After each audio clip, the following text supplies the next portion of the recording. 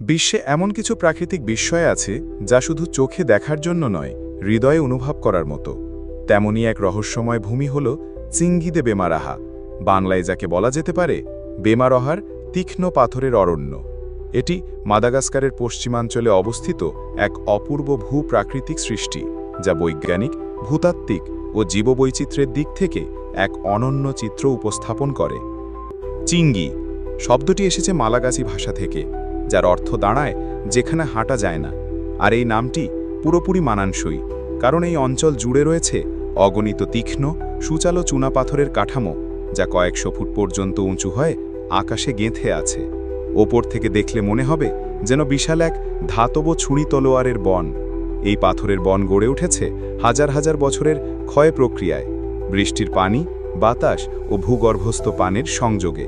ধীরে ধীরে চুনাপাথরের ভিতর গর্ত, ফাটল ও সুড়ঙ্গ তৈরি হতে হতে একসময় তা হয়ে উঠেছে এক বিস্তৃত তীক্ষ্ণ ভূখণ্ড।